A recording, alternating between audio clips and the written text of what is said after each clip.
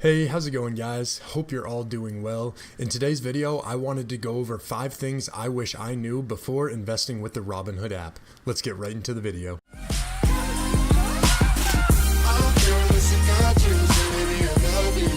So if you are new here and coming to the channel for the first time, just wanted to give you a quick rundown. I release tons of content based around the stock market with my tips and tricks on investing. So if you want to grow your portfolio, definitely consider hitting that subscribe button.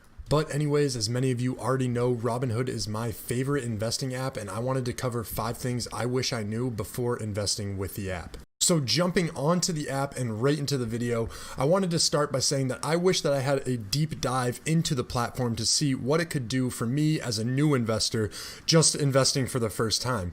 And I didn't really utilize a lot of what it had to offer because I just simply didn't know it was there. So one of the first things on the app, when you go to search for a new stock, has this popular collections right here. And this is something that far too many people overlook. You can see that it segments based on the industry. You have health, video games, social media, electronics, so on and so forth. But the most critical one for me in my portfolio is looking at this 100 most popular. And if you click into it, you can see the most popular stocks being traded on the Robinhood app itself. And this has been able to help me identify some solid stock picks for my own portfolio. To further explain how knowing what the app can actually do for me as a beginning investor, I'll click into GE, for example. So clicking into GE, you can see that there's some insightful information right off the bat. You have the trend, you have the day, week, month, 3-month, year, 5-year, and then you can even now do tickers, which is kind of cool. But basically all this stuff within the stock itself, it does this for every stock on Robinhood, really breaks it down, has the news for it, has now analyst ratings and whatnot. All of these things are super critical to understand when you are investing, and they're all in one spot on Robinhood, making them very accessible for consumers.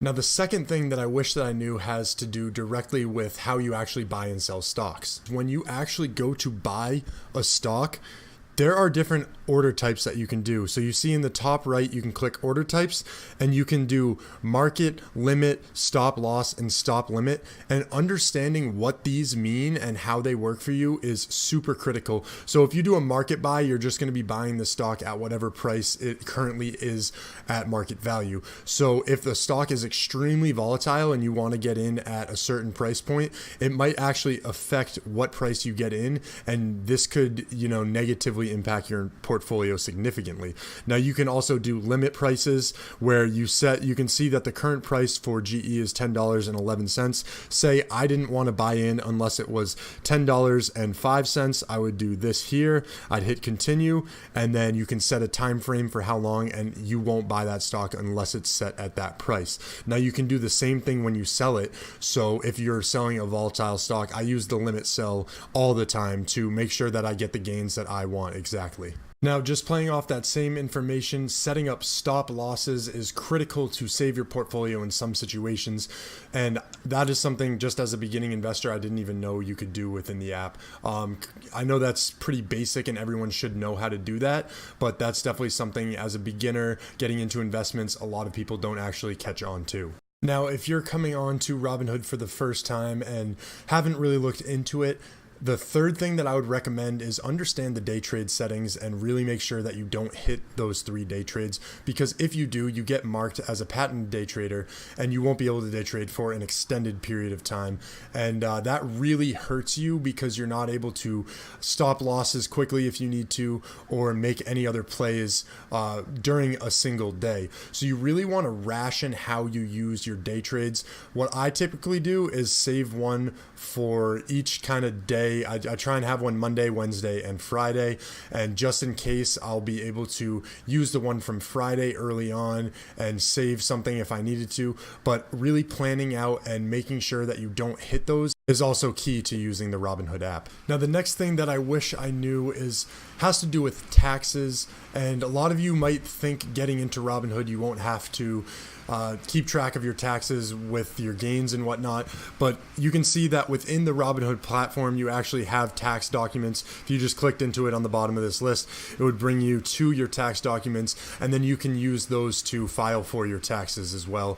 A lot of people overlook this at the beginning, but it's important to note that Robinhood keeps track of everything, so you want to make sure that you stay on top of it and definitely file your taxes and include Robinhood in your report.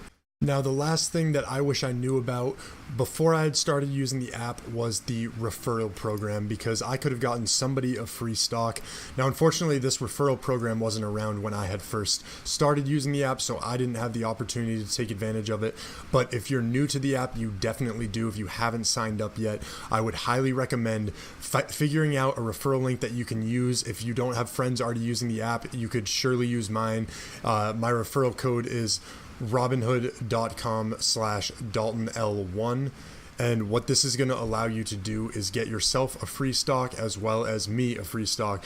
And you can see that there's chances of getting stocks such as Berkshire Hathaway, Apple, Ford, Facebook, GE. There's a ton of different options out there, and I've actually gotten a couple stocks this way. It's a really cool feature for Robinhood, and I definitely think it's one of the best referral programs out on the market for consumers to take advantage of. Anyways, guys, this wraps up the top 5 things that I wish I knew before investing using the Robinhood app. If you guys are new to the app, just getting started, definitely recommend checking out my tutorial video. I'll put a link to it in the card as well as the description. And if you guys have any questions for me, make sure you leave a comment down below. Reach out to me on Twitter. You can follow me there. I'm posting my live trades, what I'm doing. And as always, guys, thanks for stopping by. If you enjoyed the video, make sure you leave a like. I hope all your portfolios are doing well. Thanks.